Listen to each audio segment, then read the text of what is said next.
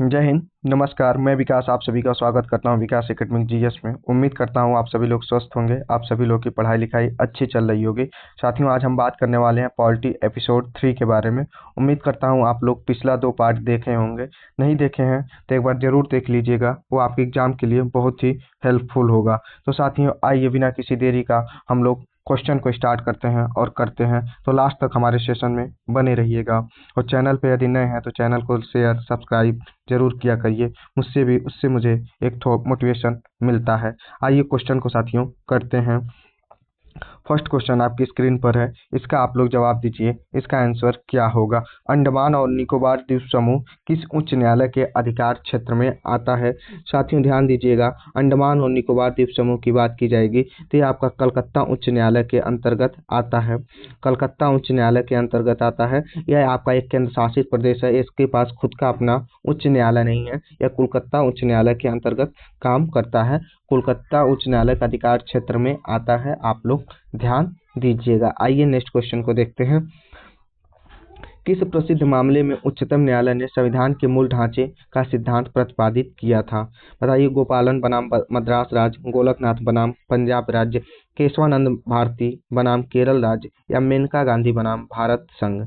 साथियों ध्यान दीजिएगा, संविधान के मूल बेसिक स्ट्रक्चर की बात की जाएगी तो केशवानंद भारती बनाम 1973 में जो हुआ था, इस संविधान की सबसे बड़ी बेंच थी आज तक की। संविधान की सबसे बड़ी बेंच आज तक के साथियों यही केशवानंद भारती बनाम केरल राज्य में ही बैठा था। यहाँ पर संविधान के मूल ढांचे के सिद्धांत को प्रतिपादित किया गया था और क्या बोला गया था कि प्रस्तावना संविधान का अंग है आपका। इसी केशवानंद भारतीवाद में बताया गया है। दूसरी बात ध्यान दीजिएगा साथियों, मेनका गांधी बनाम भारत संघ की बात की जाए, यह आपका 1978 में हुआ था और यहाँ पर आर्टिकल 21 का विस्तार किया गया। यह भी आप लोग ध्यान रखिएगा। आर्टिकल 21 का विस्तार आपका मेनका गांधी बनाम भारत संघ में किया गया है। आइए नेक्स्ट क्वेश्चन को हम लोग देखते हैं। भारतीय संविधान के 9वीं अनुसूची में किस संविधान संशोधन द्वारा जोड़ा गया? 9वीं अनुसूची को किस संविधान संशोधन के द्वारा जोड़ा गया? इसका आप लोग जवाब दीजिए। साथियों ध्यान दीजिए, 1951, 1956, 1976 या 1978। तो इसमें देखिए, प्रथम संविधान संशोधन आपका होता है 1951 में। 1951 में प्रथम संविधान संशोधन होता है और 9वीं अनुसूची को जोड़ी जाती है जो कि भूमि सुधार कानून से संबंधित है। जो कि भूमि सुधार कानून से संबंधित है। आप लोग इसको ध्यान रखिएगा। एग्जाम में पूछ लेता है 9वीं अनुसूची किससे संबंधित है, तो आप लोग याद रखिएगा भूमि सुधार कानून से संबंधित है। आप लोग याद रखिएगा साथ। तो आइए नेक्स्ट क्वेश्चन को हम लोग देखते हैं। भारत के राष्ट्रपति का पद रिक्त हो जाए और कोई राष्ट्रपति भी न हो तो निम्नलिखित में से कौन सा कार्यवाहक राष्ट्रपति के रूप में कार्य करेगा? 4 नंबर क्वेश्चन का आप लोग जवाब दीजिए। इसका आंसर क्या होगा? यदि भारत के राष्ट्रपति का भी पद रिक्त हो जाए और कोई उपराष्ट्रपति भी न हो तो कौन सा कार्यवाहक रूप के रूप में राष्ट्रपति के रूप में कार्य करेगा? साथियों इसका आंसर आपका भारत के मुख्य न्यायाधीश हो जाएंगे। जब राष्ट्रपति उपराष्ट्रपति दोनों नहीं होंगे तो राष्ट्रपति के रूप में भारत के मुख्य न्यायाधीश आपका काम करेंगे। तो इसका आप लोग आंसर ये करिएगा। ठीक है, आइए नेक्स्ट क्वेश्चन को हम लोग देखते हैं। जनसंख्या नियंत्रण और परिवार नियोजन विषय संविधान की किस सूची के अंतर्गत आता है? आप लोग इसका जवाब करिए।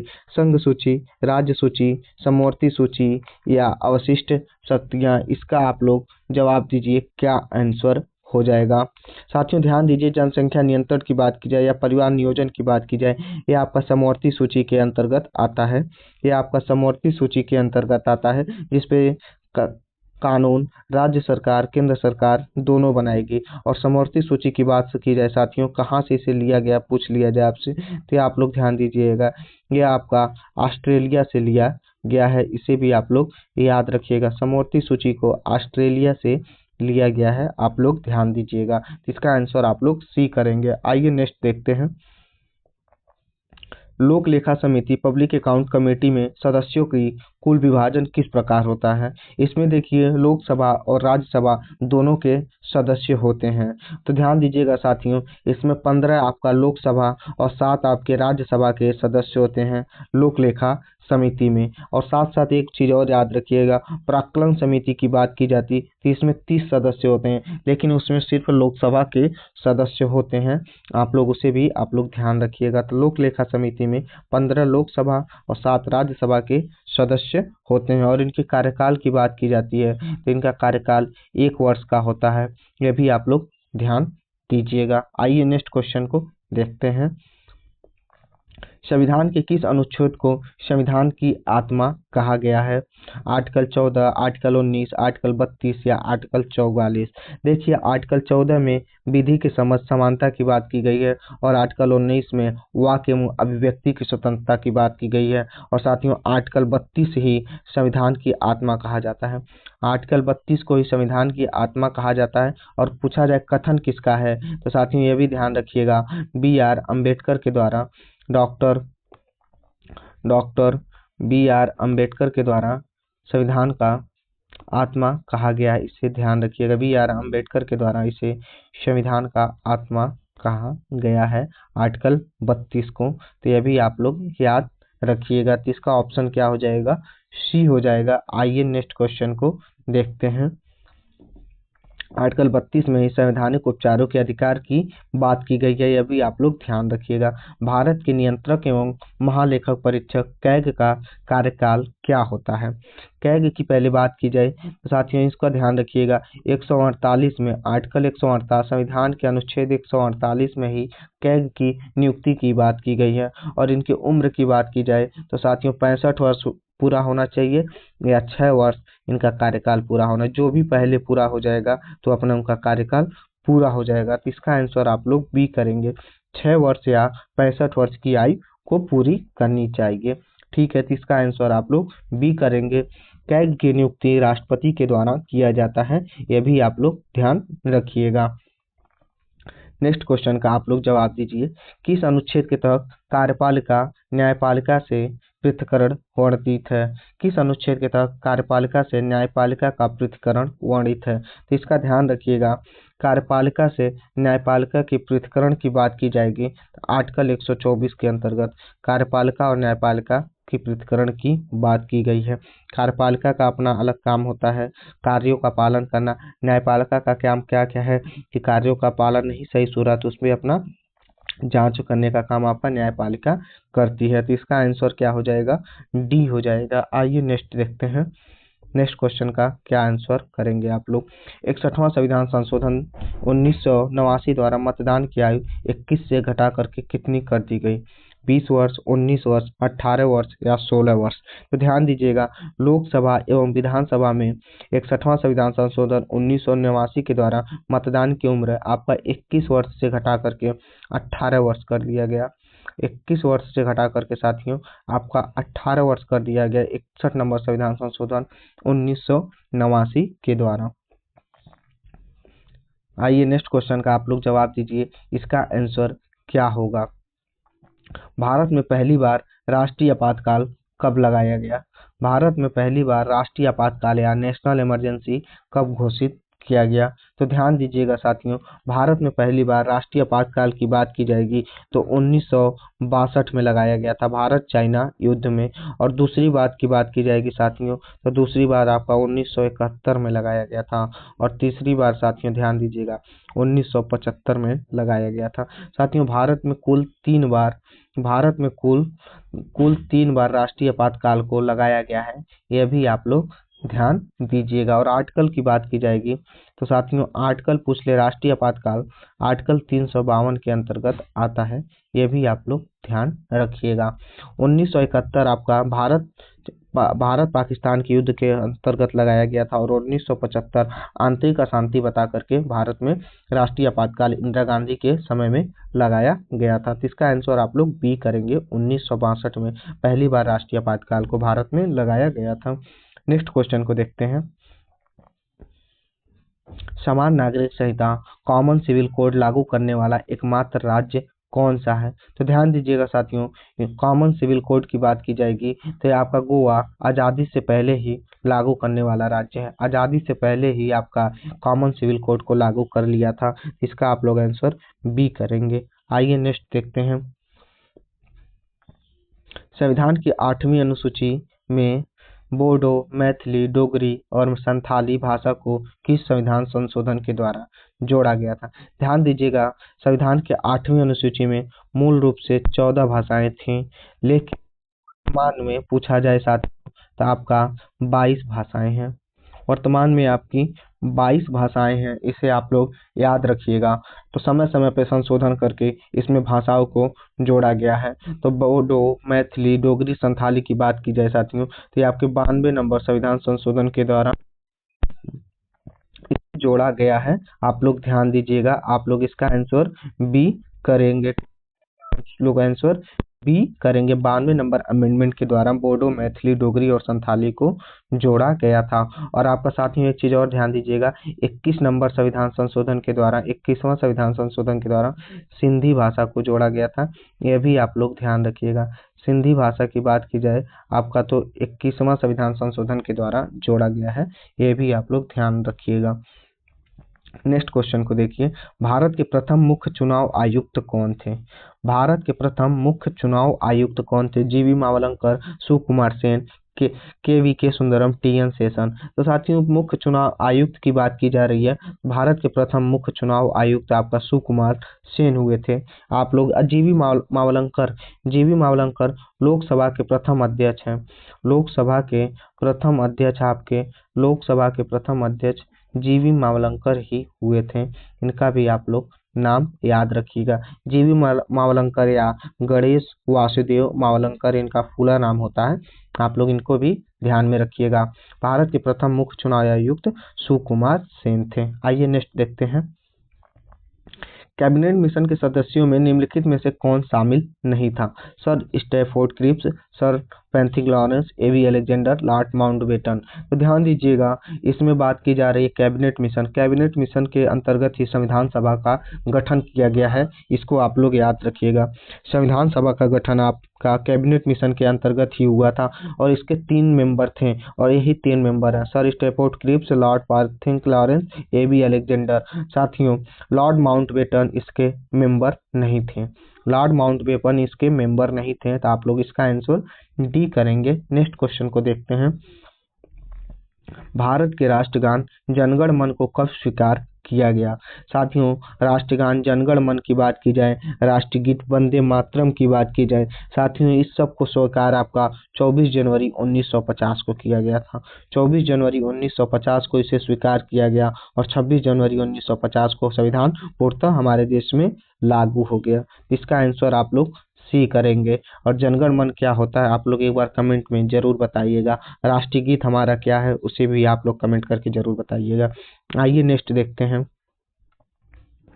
वंदे मातरम को सर्वप्रथम कब और कहां गाया गया था? इसका आप लोग आंसर करिए। 1911 कलकत्ता अधिवेशन, 1896 कोलकाता अधिवेशन, 1905 बनारस अधिवेशन, 1924 बेलगाम अधिवेशन। बेलगाम अधिवेशन से साथियों एक चीज याद रखिएगा, एकमात्र कांग्रेस की अध्यक्षता करने वाले बेलगाम अधिवेशन के गांधी हैं। गांधी एकमात्र कांग्रेस की अध्यक्षता किए थे, वो भी बेलगाम अधिवेशन का, इनको आप लोग ध्यान में रखिएगा। और वंदे मातरम को सर्वप्रथम आपका 1896 में कलकत्ता अधिवेशन में गाया गया था, आप लोग याद रखिएगा। कलकत्ता अधिवेशन में आपको 1896 में वंदे मातरम को रविन्द्रनाथ टैगोर के द्वारा गाया गया था। आइए नेक्स्ट देखते हैं। प्रथम राजभाषा आयोग 1955 के अध्यक्ष कौन थे? प्रथम राजभाषा आयोग 1955 के अध्यक्ष कौन थे? ये आपका एक तरह से पॉलिटी और स्टैटिक जीके दोनों के अंतर्गत आ जाएगा साथियों। तो आप लोग क्या करेंगे, बीजी खरे आपका प्रथम राजभाषा आयोग के अध्यक्ष थे। ठीक है, आइए नेक्स्ट क्वेश्चन को हम लोग देखते हैं। संविधान की व्याख्या करने वाला अंतिम संरक्षक कौन है? राष्ट्रपति, संसद, सर्वोच्च न्यायालय या अटॉर्नी जनरल? साथियों इसका जवाब दीजिए। संविधान की व्याख्या करना या अंतिम संरक्षक? तो ये आपका कौन होते हैं? इसका काम आपका सर्वोच्च न्यायालय का होता है। संविधान का आपका उल्लंघन होता है, संविधान के आपका हनन होता है, तो आप कहाँ पर जाते हैं? तो सुप्रीम कोर्ट ही आर्टिकल 32 के अंतर्गत जाते हैं। तो आपका क्या है? आपके संविधान का व्याख्या भी करता है और संविधान का संरक्षक का भी काम करता है। तो आप लोग इसका आंसर सी करेंगे, सर्वोच्च न्यायालय ही होगा। भारत के प्रथम विधि अधिकारी कौन होते हैं? मुख्य न्यायाधीश, कानून मंत्री, अटॉर्नी जनरल या सॉलिसिटर जनरल? तो साथियों ध्यान दीजिएगा, भारत के प्रथम विधि अधिकारी की बात की जाएगी तो आपके महान्यायवादी या अटॉर्नी जनरल होते हैं। इसका ऑप्शन सी होगा। आपके आर्टिकल 76 के अंतर्गत अटॉर्नी जनरल की नियुक्ति की जाती है, यह भी आप लोग याद रखिएगा।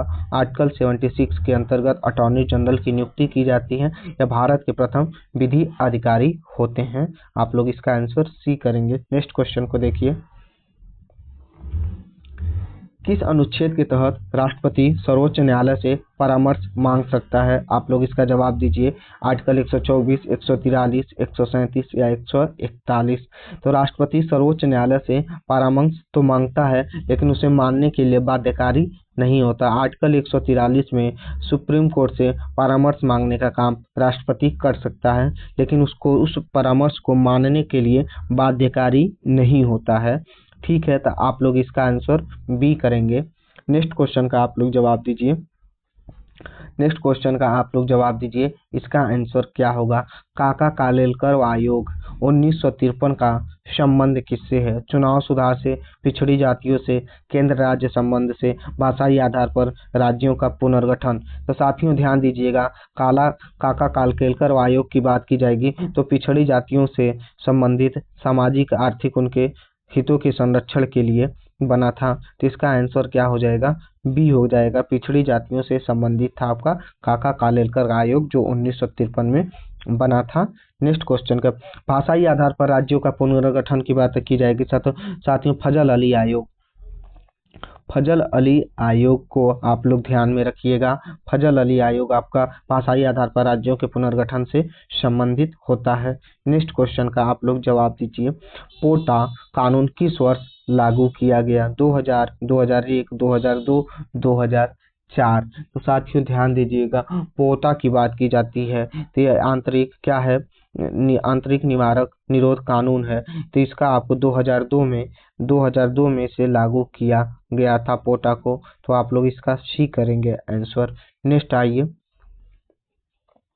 भारत में प्रथम आम चुनाव किस वर्ष हुआ था? प्रथम आम चुनाव की साथियों बात की जाती है तो आपका प्रथम चुनाव 1951-52 में होता है, जिसके प्रथम प्रधानमंत्री आपके पंडित जवाहरलाल नेहरू को बनाया जाता है। तो प्रथम आम चुनाव की साथियों बात की जाएगी तो आपका 1951-52 में हुआ था। राज्यसभा के लिए नामित प्रथम अभिनेत्री कौन थी? ध्यान दीजिएगा, आप लोग गलत ना करिएगा। राज्यसभा के लिए नामित प्रथम अभिनेत्री कौन थी? हेमा मालिनी, रेखा, नरगिस दत्त या जया बच्चन? तो प्रथम पूछ रहा है, प्रथम अभिनेत्री की बात की जा रही है साथियों। तो प्रथम अभिनेत्री आपकी नरगिस दत्त थी। नरगिस दत्त आपकी राज्यसभा के लिए प्रथम अभिनेत्री नियुक्त हुई थी। तो इसका आंसर आप लोग सी करेंगे।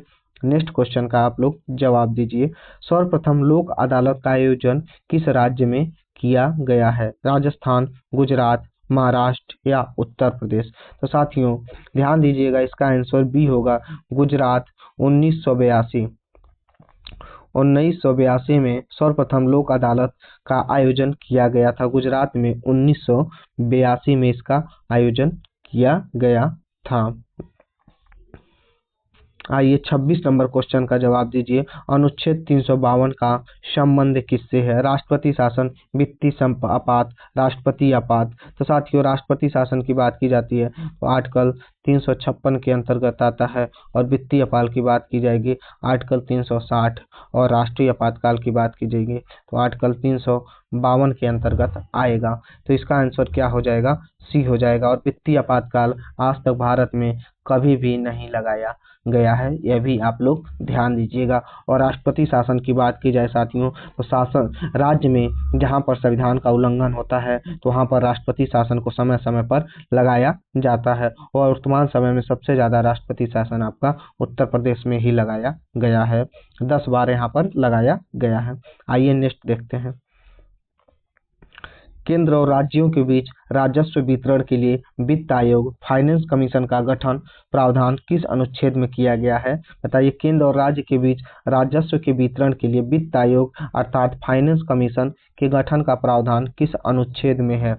263, 280, 312 या 324? तो आर्टिकल 280 के अंतर्गत वित्त आयोग के गठन की बात की गई है। अनुच्छेद 280 के अंतर्गत संविधान में इसका वित्त आयोग का गठन की बात की गई है। तो आप लोग इसका आंसर बी करेंगे। नेक्स्ट क्वेश्चन का आप लोग जवाब दीजिए। राज्य के नीति निर्देशक तत्वों के अंतर्गत ग्राम पंचायत संगठन का वर्णन किस अनुच्छेद में किया गया है? ग्राम पंचायत के संगठन का वर्णन की बात की जाएगी साथियों आर्टिकल 38, 40, 41 या 44। 44 आपका यूनिफॉर्म सिविल कोड की बात करता है, समान नागरिक संहिता की बात की जाएगी साथियों, तो आपका क्या हो जाएगा? आर्टिकल 44 हो जाएगा, समान नागरिक संहिता। और ग्राम पंचायत के गठन की बात की जा रही है तो आप लोग क्या करेंगे? आर्टिकल 40 इसका आंसर होगा, आप लोग बी करेंगे। नेक्स्ट क्वेश्चन का आप लोग जवाब दीजिए। लोकसभा में सरकार के विरुद्ध अविश्वास प्रस्ताव नो कॉन्फिडेंस मोशन लाने के लिए न्यूनतम कितने सदस्यों की आवश्यकता होती है? लोकसभा में सरकार के विरुद्ध अविश्वास प्रस्ताव नो कॉन्फिडेंस मोशन लाने के लिए न्यूनतम कितने सदस्यों के समर्थन की आवश्यकता होती है? तो इसमें कम से कम 50 सदस्य आपके शामिल होंगे, तब आप लोकसभा में सत्ता पक्ष के विपरीत थे, सत्ता पक्ष के विरोध में आप क्या कर सकते हैं? नो कॉन्फिडेंस मोशन ला सकते हैं। यह केवल लोकसभा में लाया जाता है, इसे आप लोग ध्यान दीजिएगा। यह केवल लोकसभा में लाया जाता है, इसमें कम से कम 50 सदस्य शामिल रहेंगे, तब आप नो कॉन्फिडेंस मोशन ला सकते हैं। आइए नेक्स्ट क्वेश्चन को देखते हैं।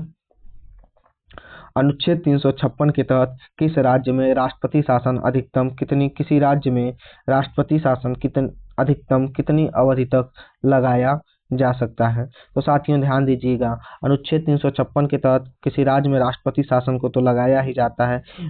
अधिकतम की बात की जा रही है तो इसे 3 वर्ष, अधिकतम की बात की जा रही है इसको 3 वर्ष, और न्यूनतम की बात की जाए तो इसे 6 महीने के लिए लगाया जाता है, 6 महीने के लिए। लेकिन इसमें संसद में अनुमोदन करके इसे आगे बढ़ाया जाता है, संसद में अनुमोदन करके इस राष्ट्रपति शासन को आगे बढ़ा करके 3 वर्ष भी किया जा सकता है। इसका आंसर आप लोग सी करेंगे। आइए नेक्स्ट देखते हैं साथियों, यहाँ पर हमारा क्वेश्चन समाप्त होता है। सेशन कैसा लगा एक बार आप लोग जरूर कमेंट करके हमें बताया करिए, और आप लोगों ने कितना क्वेश्चन सही किया इस 30 क्वेश्चन में से यह भी बताइए। यह साथियों आपके एग्जाम के लिए बहुत ही महत्वपूर्ण सेशन है, इसमें आप लोग जरूर जुड़िए और लास्ट तक बने रहिए। सभी को धन्यवाद। जय हिंद, नमस्कार।